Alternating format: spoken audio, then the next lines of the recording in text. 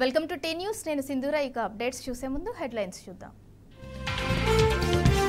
Current కోతల నుంచి నిరంతర వెలుగుల్లోకి తెలంగాణ. కేసీఆర్ హయాంలో అద్భుతంగా విద్యుత్ రంగం ప్రగతి. ఉద్యమ స్ఫూర్తితో ఎమ్మెల్సీ ఎన్నికల పోరాటం. రాకేష్ రెడ్డిని గెలిపించుకుందామన్న బీఆర్ఎస్ నేతలు. సిద్దిపేటలో రియల్ ఎస్టేట్ వ్యాపారుల మహాధర్నా. భూముల ధరల పెంపు నిర్ణయంపై నిరసన.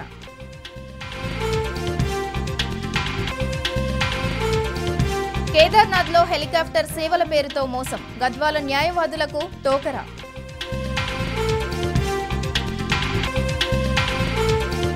అశ్లీల వీడియోల కేసు తలదించుకునేలా చేసిందన్న కుమారస్వామి. ప్రజ్వల్ వెంటనే సిట్ ముందు లొంగిపోవాలని సూచన. రైట్, డీటెయిల్స్ చూద్దాం. సీసీఎస్ ఏసీపీ ఉమామహేశ్వరరావు ఇంట్లో ఏసీబీ అధికారులు సోదాలు నిర్వహిస్తున్నారు. అశోక్ నగర్లోని ఆయన ఇంటితో పాటు స్నేహితులు, బంధువుల ఇళ్లలో మొత్తం 10 చోట్ల ఏకకాలంలో సోదాలు చేస్తున్నారు. ఆదాయానికి మించి ఆస్తులు కలిగి ఉన్నాడనే అభియోగాలతో ఏసీబీ అధికారులు ఈ దాడులు చేస్తున్నారు. ఇబ్రహీంపట్నం రియల్ మర్డర్ కేసులో ఉమామహేశ్వరరావు విచారణాధికారిగా ఉన్నారు.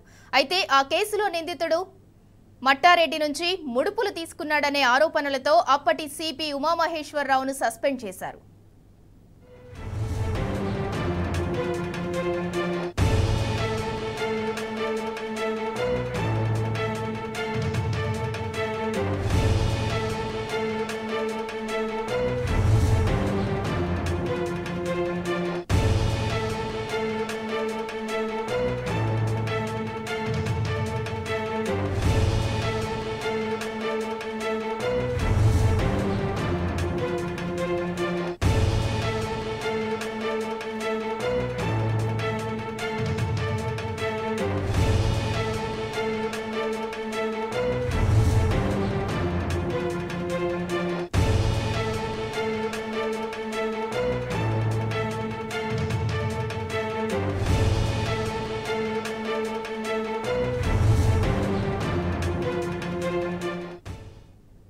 సీసీఎస్ ఏసీపీ ఉమామహేశ్వరరావు ఇంట్లో ఏసీపీ అధికారులు సోదాలు నిర్వహిస్తున్నారు. అశోక్ నగర్లోని ఆయన ఇంటితో పాటు స్నేహితులు, బంధువుల ఇళ్లలో మొత్తం 10 చోట్ల ఏకకాలంలో సోదాలు చేస్తున్నారు.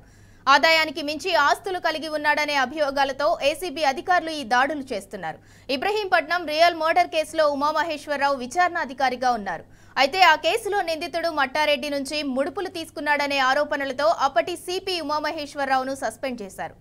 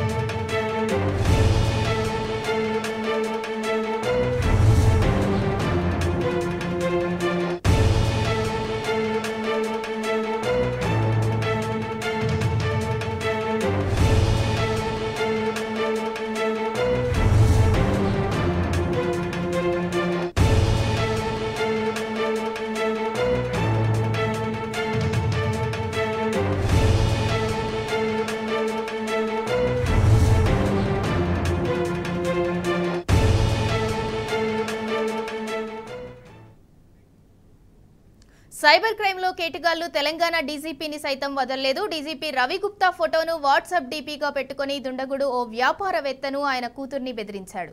వాట్సాప్ కాల్ చేసి డ్రగ్స్ కేసులో వారిని అరెస్ట్ చేస్తామని, కేసు నుంచి తప్పించేందుకు 50,000 రూపాయలు ఇవ్వాలని డిమాండ్ చేశాడు. కాల్ను అనుమానించిన వ్యాపారవేత్త పోలీసులను ఆశ్రయించాడు. అయితే +92 కోడ్తో వచ్చిన ఈ వాట్సాప్ కాల్ పాకిస్తాన్దని పోలీసులు చెప్పారు.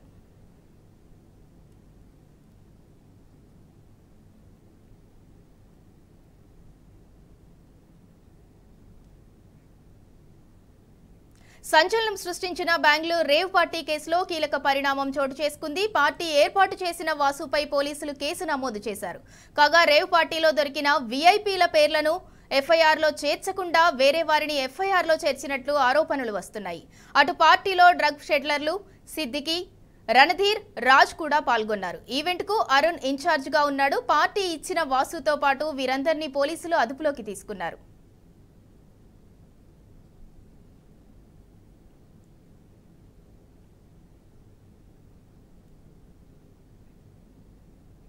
రేవంత్ సర్కార్ సన్నవడ్లకు మాత్రమే బోనస్ ప్రకటించడం కాంగ్రెస్ మార్క్ కపట మోసం, దగా, నయవంచన అని BRS working president MLA KTR తీవ్ర ఆగ్రహం వ్యక్తం చేశారు. గ్యారంటీ కార్డులో వరి పంటకు 500 రూపాయల బోనస్ అని ప్రకటించి ఇప్పుడు సన్నవడ్లకు మాత్రమేనని సన్నాయి నొక్కులు నొక్కుతారా అంటూ ప్రశ్నించారు. ప్రచారంలో ప్రతి గింజకు బోనస్ అని బూదరగొట్టిన కాంగ్రెస్ ప్రభుత్వంలోకి రాగానే చేతులెత్తేస్తారా అని నిలదీశారు. ప్రతి ఏటా రైతులు, కౌలు రైతులకు 15,000, వ్యవసాయ కూలీలకు 12,000, ప్రతి రైతుకు డిసెంబర్ 9నే 2 లక్షల రుణమాఫీ అని చెప్పి చేయలేదని మండిపడ్డారు. ఇవాళ బోనస్ విషయంలోనూ ప్రభుత్వ బోగస్ విధానాన్ని బయటపెట్టిందని కేటీఆర్ విమర్శించారు. నిన్నటిదాకా సాగునీరు ఇవ్వక సావగొట్టి, కరెంటు కోతలతో పంటలను ఎండగొట్టి, ధాన్యాన్ని కొనకుండా అకాల వర్షాల పాలు చేసి రైతులను ఆగం చేశారని ఆగ్రహించారు. అసెంబ్లీ ఎన్నికల్లో కాంగ్రెస్ గాలి మాటలతో గారడీ చేసిందని, పార్లమెంట్ ఎన్నికల్లో ఓట్ల డబ్బాలు పడలగానే నిజ స్వరూపం బయట పెట్టుకుందని కేటీఆర్ ధ్వజమెత్తారు. ఇదంతా మోసం చేసిన కాంగ్రెస్ సర్కార్ను రైతులు ఇకపై వదిలిపెట్టరన్నారు. అన్నదాతల చేతిలో హస్తం పార్టీకి కౌంట్ డౌన్ షురూ అయిందని ఎక్స్ వేదికగా కేటీఆర్ స్పందించారు.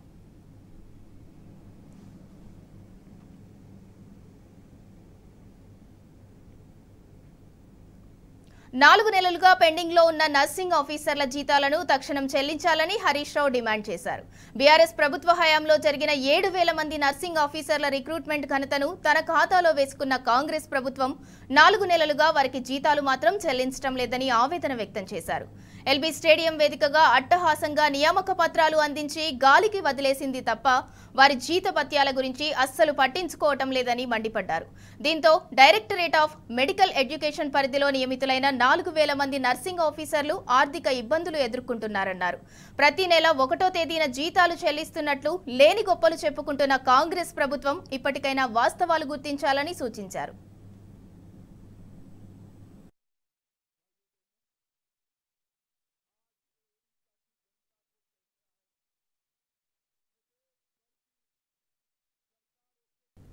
Welcome back. గ్రాడ్యుయేట్ ఎమ్మెల్సీ ఎన్నికల ప్రచారంలో బీఆర్ఎస్ అభ్యర్థి రాకేష్ రెడ్డి దూసుకుపోతున్నారు. అందులో భాగంగా ఇవాళ మిర్యాలగూడలో ప్రచారం నిర్వహించారు. ప్రభుత్వ junior college NSP camp ground లో మార్నింగ్ వాకర్స్ ని కలిసి తనకు మొదటి ప్రాధాన్యత ఓటు వేయాలని కోరారు. తనను గెలిపిస్తే నిరుద్యోగులు, పట్టభద్రుల తరపున గలమెత్తుతానని రాకేష్ రెడ్డి అన్నారు. మిర్యాలగూడ ఎంతో చైతన్యవంతమైన ప్రదేశం ఇది. మన రాష్ట్ర జీడిపికి కూడా ఎంతో కాంట్రిబ్యూట్ చేస్తున్నటువంటి ఒక ప్రాంతం. మంచి నైపుణ్యం కలిగినటువంటి వాళ్ళు, విద్యావంతులు, వ్యాపారస్తులు ఎలా ఉన్నటువంటి ప్రాంతం. మిత్రులారా, పట్టభద్రుల ఎన్నిక సాధారణ ఎన్నికలతో పోలిస్తే చాలా భిన్నంగా ఉంటుంది. ఎందుకంటే ఈ ఎన్నికలో కేవలం విద్యావంతులు, మేధావులు మాత్రమే ఓట్లు వేస్తారు. వాళ్ళు ఒక విజ్ఞతతో, విచక్షణతో, వివేకంతో ఎంతో ఆలోచించి సమాజం అనేటువంటి ఒక కోణంలో ఓట్లు వేసి తీర్పునిస్తే ఆ తీర్పు ఎప్పుడు కూడా సమాజానికి ఒక దిక్సూచిగా నిలుస్తూ ఉంది. ఏ పార్టీకి చెందిన వారైనా మంచి మేధావులను, విద్యావంతులను, విజనరీస్ని, థింకర్స్ని ఏరి కోరి ఎంచుకొని మరి వాళ్ళు మండలి పంపుతా ఉన్నారు. పట్టభద్రులు మంచి తీర్పునిస్తూ ఉన్నారు. తప్పకుండా ఈసారి కూడా ఆ తీర్పు, ఆ పరంపర కొనసాగుతుందని చెప్పి మేము భావిస్తూ ఉన్నాం.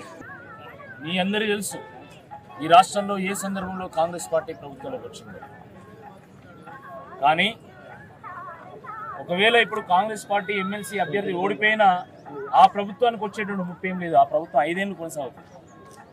కానీ బీఆర్ఎస్ ఎమ్మెల్సీ అభ్యర్థిగా నన్ను గెలిపిస్తే కాంగ్రెస్ పార్టీ ఇచ్చినటువంటి 6 గ్యారంటీల మీద, 420 హామీల మీద, నిరుద్యోగ భృతి మీద, జాబ్ క్యాలెండర్ మీద, 2 లక్షల పోస్టుల మీద, డిఏ మీద, పిఆర్సీల మీద, అన్నిటి మీద తెలంగాణ ప్రజల పక్షమై, విద్యావంతుల పక్షమై, గ్రాడ్యుయేట్ల పక్షమై, నిరుద్యోగుల పక్షమై, బీఆర్ఎస్ పక్షమై, తెలంగాణ పక్షమై తప్పకుండా గలమెత్తుతాం, గొంతెత్తుతాం, గర్జిస్తాం, పోరాడుతాం. ప్రభుత్వం యొక్క మెడలు వంచి తప్పకుండా ప్రజలకు న్యాయం చేస్తామని చెప్పేసి ఈ సందర్భంగా గుర్తు చేస్తున్నాం. నేను ఒక బిట్స్ పిలాని గ్రాడ్యుయేట్ని, ఒక ఒక గోల్డ్ మెడలిస్ట్ని, అనేక సమస్యల మీద గత 10 ఏళ్ళు కొట్లాడినటువంటి వాడిని, సంపూర్ణమైనటువంటి అవగాహన ఉంది. నాకు ఒక అవకాశం ఇస్తే అది ఒక విద్యావంతునికి అవకాశం ఇచ్చినట్టు, నాకు ఒక అవకాశం ఇస్తే ఒక యువకుడికి అవకాశం ఇచ్చినట్టు, నాకు ఒక అవకాశం ఇస్తే తెలంగాణ వాణిని వినిపించేటువంటి వాడికి అవకాశం ఇచ్చినట్టుగా భావించి దయచేసి నాకు అవకాశం కల్పించాల్సిందని నేను కోరుతున్నా. నా ప్రశ్న ప్రజల కోసం తప్ప పైసల కోసం కాదు. నా పోరాటం ఒక పరిష్కారం కోసం తప్ప పైత్యం కోసం కాదు. నా ఆరాటం ఒక ఆశయం కోసం తప్ప ఆదాయం కోసం కాదు. నా మాట ఒక విజన్ కోసం తప్ప వ్యూస్ కోసం కాదు. ఫేస్బుక్లో, యూట్యూబ్లో లైక్ల కోసమో, కామెంట్ల కోసమో, షేర్ల కోసమో రాజకీయాలు చేసేటువంటి వాళ్ళం కాదు. మేము ప్రజల కష్ట సుఖాలను షేర్ చేసుకొని వాళ్ళ అభిమానాన్ని చూరగొని తెలంగాణను ముందుకు తీసుకెళ్లేటువంటి వాళ్ళం. అందుకోసం రాజకీయం చేసేటువంటి వాళ్ళం. కాబట్టి తేడా చాలా స్పష్టంగా ఉంది. కాబట్టి దయచేసి ఈ ఎన్నికల్లో 27వ తారీఖు జరిగేటువంటి ఎన్నికల్లో మమ్మల్ని ఆశీర్వదించండి, మీ ఆశీస్సులు తెలియజేయండి. సీరియల్ నెంబర్ 3లో నా పేరు ఉంటుంది, ఏనుగుల రాకేష్ రెడ్డి అని. దాని పక్కన బాక్స్లో 1 అనేటువంటి సంఖ్య వేసి దయచేసి నన్ను ఆశీర్వదించండి. మిర్యాలగూడలో చాలా అభివృద్ధి జరిగింది, ఇంకా అభివృద్ధి జరగాల్సినటువంటి అవసరం ఉంది. నాకు ఒక అవకాశం ఇస్తే తప్పకుండా మిర్యాలగూడ అభివృద్ధిలో నేను సైతం పాల్పంచుకుంటా. ఆ మిగిలిపోయినటువంటి పనుల్లో కొన్ని మేము పూర్తి చేస్తాము. తప్పకుండా ఇక్కడ గ్రంథాలయం కానీ, ఇక్కడ ఇంకా ఇతరత్ర నిరుద్యోగులకు సంబంధించినటువంటి అంశాలు కానీ, ఈ గ్రౌండ్లో ఉన్నటువంటి జిమ్కి సంబంధించినటువంటి పరికరాలు కానీ, వీటన్నిటి విషయంలో తప్పకుండా మేము చొరవ తీసుకుంటాం. మిర్యాలగూడ పట్టణాన్ని, నగరాన్ని మరింత ముందుకు తీసుకెళ్లేటువంటి ప్రయత్నం చేస్తామని చెప్పి ఈ సందర్భంగా గుర్తిస్తాం. కూకట్పల్లిలో చిరు వ్యాపారులపై ప్రతాపం చూపిన జీహెచ్ఎంసీ ట్రాఫిక్ సిబ్బందిపై బీఆర్ఎస్ ఎమ్మెల్యే మాధవరం కృష్ణారావు ఆగ్రహం వ్యక్తం చేశారు. రైతు బజార్ వద్ద ఫుట్పాత్పై చిరు వ్యాపారులకు ప్రత్యామ్నాయం చూపెట్టకుండా ఎలా తొలగిస్తారని ప్రశ్నించారు. కార్పొరేట్ సంస్థ అయిన లులు మాల్కి కొమ్ము కాస్తున్న అధికారులు చిరు వ్యాపారులపై పడుతున్నారన్న ఆరోపణలు ఉన్నాయి. ముందస్తు సమాచారం లేకుండా తొలగించడం సరికాదని, వెంటనే వాళ్ళకి ప్రత్యామ్నాయం చూపెట్టాలని కృష్ణారావు కోరారు.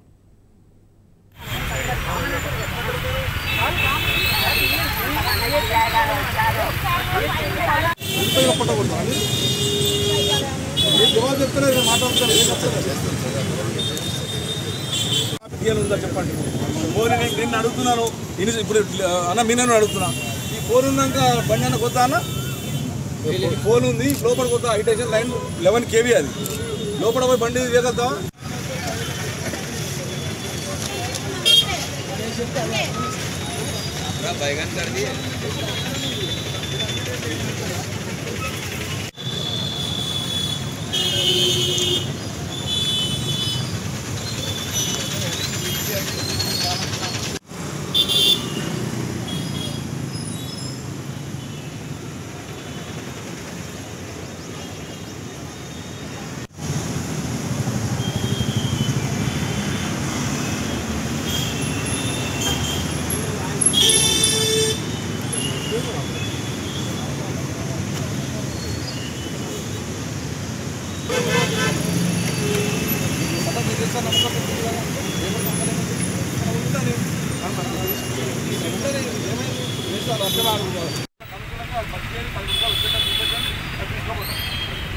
పర్మిషన్ ఐడియల్ మీద తీసేస్తే ఇంకా దుర్మార్గం అంటే ఐడియల్ మీద పెట్టుకుంటే అది ఒక కంపెనీ, ఐస్ క్రీమ్ కంపెనీలో అమ్ముకుంటారు కదా. ఐడియల్ మీద తీసేసి నిరుపేదలు తీసేసి ఆడ నిరుపేదలు తీసేస్తారు.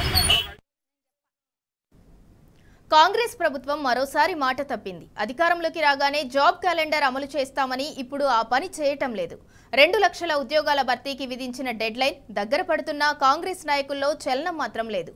జాబ్ క్యాలెండర్ విషయంలో ప్రభుత్వం మాట తప్పటంతో పోరుబాటకు సిద్ధమవుతున్నారు నిరుద్యోగులు.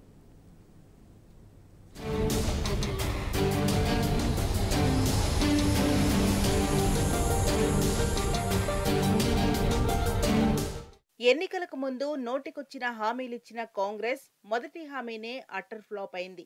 తమను ఓట్లేసి గెలిపిస్తే ఏడాదిలోపు 2 లక్షల ప్రభుత్వ ఉద్యోగాలు భర్తీ చేస్తామని కాంగ్రెస్ ఎన్నికల్లో నిరుద్యోగులకు హామీ ఇచ్చింది.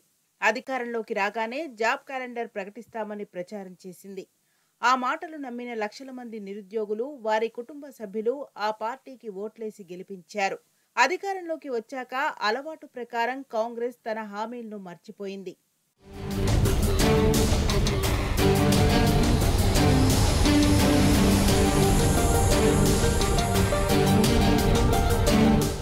ప్రతి ఏటా ఉద్యోగాల భర్తీకి యూపీఎస్సీ తరహాలో నిర్ణీత కాల వ్యవధితో జాబ్ క్యాలెండర్ విడుదల చేస్తామని హామీ ఇచ్చారు కాంగ్రెస్ నేతలు.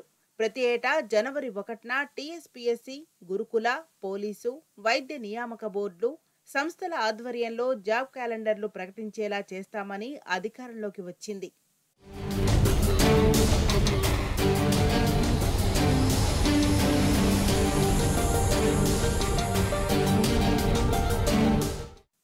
రేవంత్ ప్రభుత్వం ఏర్పడిన 50 రోజులకు గత ప్రభుత్వం విడుదల చేసిన నోటిఫికేషన్ కు కొన్ని పోస్టులు కలిపి గ్రూప్ 1 విడుదల చేసింది. ఇక గ్రూప్ 2 నోటిఫికేషన్ రీషెడ్యూల్ చేసి చేతులు దులుపుకుంది.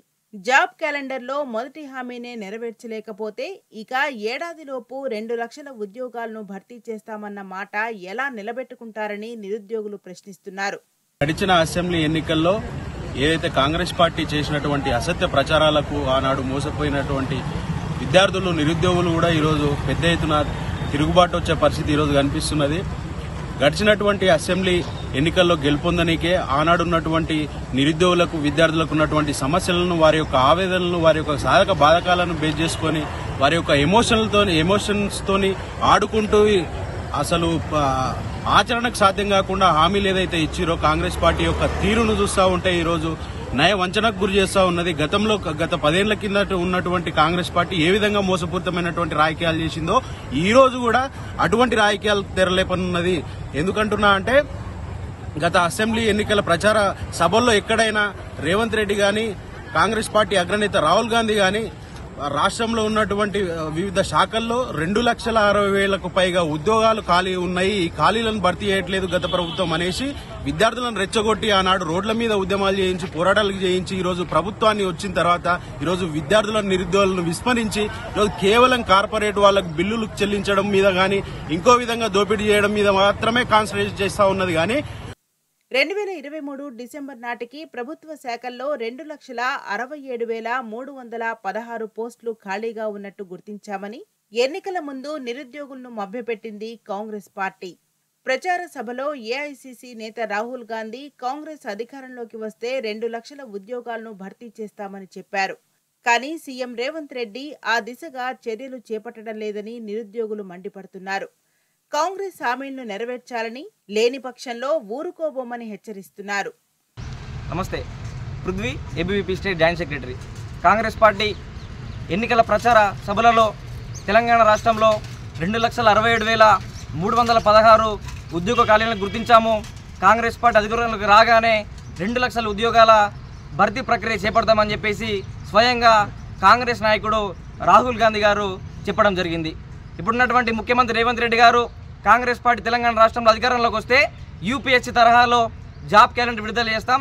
జనవరి 1వ తారీఖు ప్రతి సంవత్సరం జాబ్ క్యాలెండర్ విడుదల చేసి విద్యార్థి నిరుద్యోగుల్ని ఆదుకుంటామని చెప్పేసి ఆ రోజు వాగ్దానాలు చేయడం జరిగింది. తీరా కాంగ్రెస్ పార్టీ తెలంగాణ రాష్ట్రంలో అధికారంలోకి వచ్చిన తర్వాత విద్యార్థి నిరుద్యోగుల్ని నిండా ముంచి ఈరోజు వాళ్ళ బతుకులన్నింటినీ కూడా రోడ్డు మీద జరిగింది. ఎన్నికల కోడ్ ముగియగానే వెంటనే ఏ శాఖల్లో అయితే ఉద్యోగ ఖాళీలు ఉన్నాయో ఆ భర్తీ యొక్క ప్రక్రియ వెంటనే చేపట్టాలని చెప్పేసి తెలంగాణ విద్యార్థి లోకం అందరూ కూడా ఇది రాష్ట్ర ప్రభుత్వాన్ని కోరుతా ఉంది. రాష్ట్రంలో ప్రస్తుతం రిటైర్మెంట్ సమయం నడుస్తోంది. అనేక డిపార్ట్మెంట్లలో ఉద్యోగులు రిటైర్మెంట్ అవుతున్నారు. అయితే వాటి లెక్కలు ప్రభుత్వం ఇప్పటికీ తేల్చడం లేదు. వెంటనే ప్రభుత్వం ఉద్యోగాల భర్తీపై దృష్టి సారించాలని నిరుద్యోగులు డిమాండ్ చేస్తున్నారు.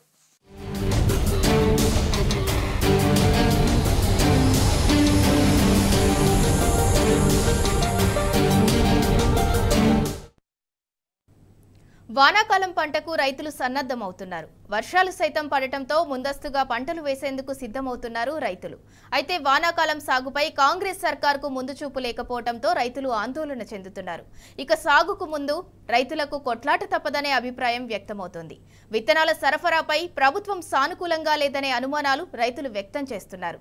విత్తనాల కోసం రైతులు కనుక ఎరువుల షాపుల ముందు క్యూలైన్ కడితే తీవ్ర ఇబ్బందులు తప్పవని చెబుతున్నారు.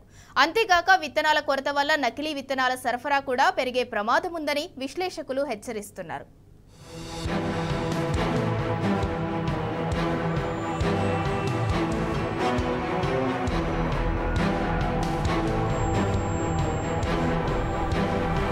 కాంగ్రెస్ అధికారం చేపట్టిన నాటి నుంచి వ్యవసాయ రంగంపై నిర్లక్ష్య ధోరణినే అవలంబిస్తోంది.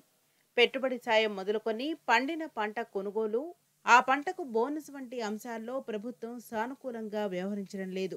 ఇక మృగశిర కార్త ముంచుకొస్తున్న వానాకాలం సాగుపై సర్కార్ సోయలేదని విమర్శలు వ్యక్తమవుతున్నాయి. ఏ జిల్లాల్లో ఏ పంట వేయాలి, ఎన్ని లక్షల ఎకరాల్లో ఎలాంటి పంటలు వేయాలని ఇప్పటి వరకు సమీక్షలు నిర్వహించలేదు. ప్రభుత్వ తీరుపై అన్నదాతలు అయోమయంలో ఉన్నారు. అధికారుల అంచనా మేరకు రైతులకు విత్తనాలు, ఎరువులు అందుబాటులోకి ఉంచాలి కానీ అధికారులకు ఆదేశాలు ఇవ్వకపోవడంతో ఏం చేయలేకపోతున్నామని వ్యవసాయ శాఖ అధికారులు అంటున్నారు. ఈ వానాకాలం అత్యధికంగా 66 లక్షల ఎకరాల్లో వరి, ఆ తర్వాత పత్తి, 60 లక్షల ఎకరాల్లో పత్తి సాగవుతుందని గత సంవత్సరం అంచనా ఆధారంగా చెబుతున్నారు.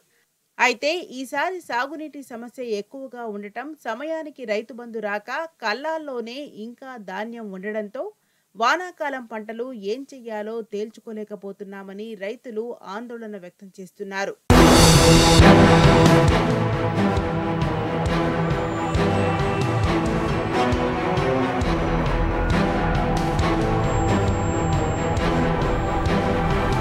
గతేడాది 44.77 లక్షల ఎకరాల్లో పత్తి సాగు కాగా, సాగునీరు లేక వరికి బదులు ఈసారి అదనంగా మరో 15.23 లక్షల ఎకరాల్లో పత్తి సాగయ్యేలా ఉందని అంచనా వేస్తున్నారు.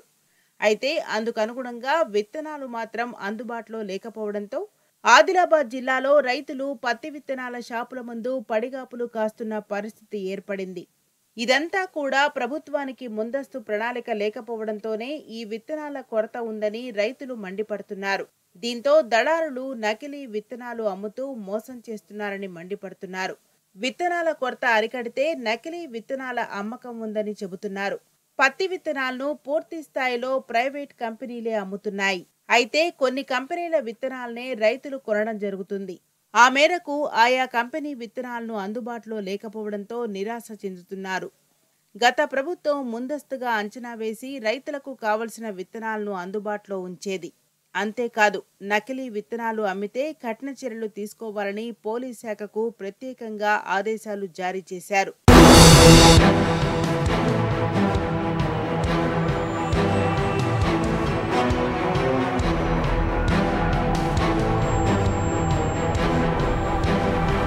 వానాకాలం సమీపిస్తున్న వేళ విత్తనాల కొరత లేకుండా, నకిలీ విత్తనాల బెడద లేకుండా చూడాలని, అంతేకాకుండా ఈసారి 24.40 లక్షల మెట్రిక్ టన్నుల ఎరువులు వానాకాలం కోసం సిద్ధం చేయనున్నారు.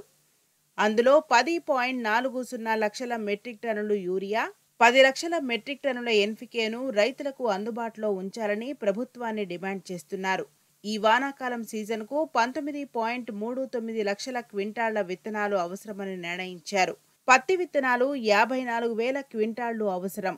సోయాబీన్ విత్తనాలు 1.49 లక్షల క్వింటాళ్లు రైతులకు అందుబాటులో ఉండేలా చర్యలు తీసుకోవాలని కోరుతున్నారు. కంది విత్తనాలు 16,950 క్వింటాళ్లు, వేరుశనగ విత్తనాలు 13,800 క్వింటాళ్లు, పెసర విత్తనాలు 4,480 క్వింటాళ్లు సిద్ధం చేసేలా చూడాలని రైతు సంఘాలు కోరుతున్నాయి. పెసర విత్తనాలు 4,480 క్వింటాళ్లు సిద్ధం చేసేలా చూడాలని రైతు సంఘాలు కోరుతున్నాయి.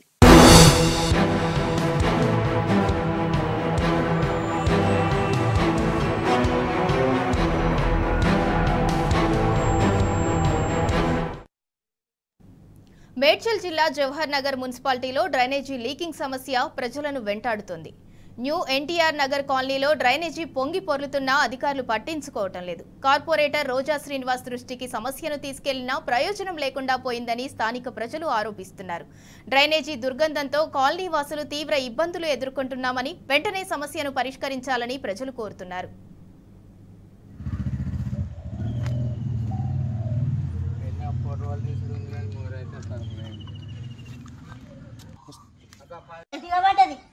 ఎన్ని రోజులు అయితే ఉండబట్టి ఏడాది అయిపోతుంది. ఏడాదికి మన పైపులు వేసిరు, మళ్ళీ అట్లా ఉంది. ఇగో తలక అది బాసనలో కూడా నెత్తి పోతుంది. నాకు దాన్ని ఈసేసింది. ఈ కార్పొరేటర్కి ఎప్పుడు సార్? కార్పొరేటర్ ప్రతిరోజు వినంగానే పోతాడు. ఏమంటాడు మరి?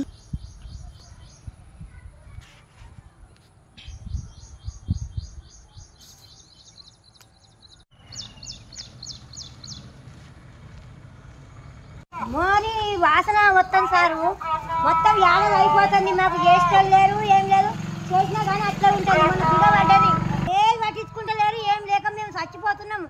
తలకాయ నొచ్చి మొత్తం అన్నమే తింటలేము. మాకు తెలియదు ఏది, నాకు ఫోన్లలో మాట్లాడే ఇప్పుడు మాట్లాడుతాను.